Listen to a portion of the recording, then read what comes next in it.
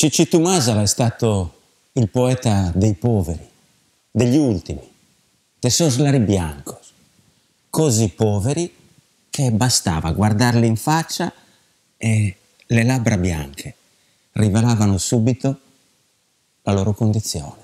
Soslari biancos, che una parola che esiste solamente nel mio vocabolario, anche perché l'ho sentita da studente. Io un giorno da studente bevevo del vino in una bettola del mio paese con dei compagni miei di scuola elementare, vini Fraigamuroso, Pastores, Frairazos, Castolaios, cioè un buffellino, vino gazzoso come teniamo voi.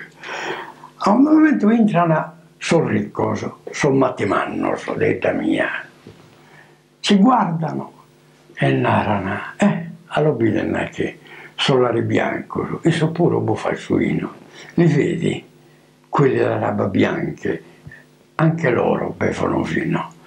Noi ci alziamo e li picchiamo, io mi ricordo ancora, li picchiamo a lungo, proprio li picchiamo sonoramente. Era il gruppo dei ricchi e il gruppo dei poveri, perché al mio paese, allora, durante il fascismo, due erano i partiti, il partito dei ricchi, sono Mattimannos, e il partito del suo povero, Solare Bianco. Ragazzi, giochiamo a cavallina? Sì. E chi si mette sotto? Lui! No, tocca sempre a me!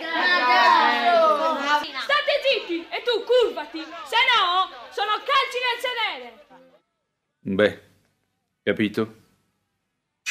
Nulla è cambiato. I poveri si curvano. Tocca sempre a loro fare la cavallina. E i ricchi saltano sempre e non si curvano mai.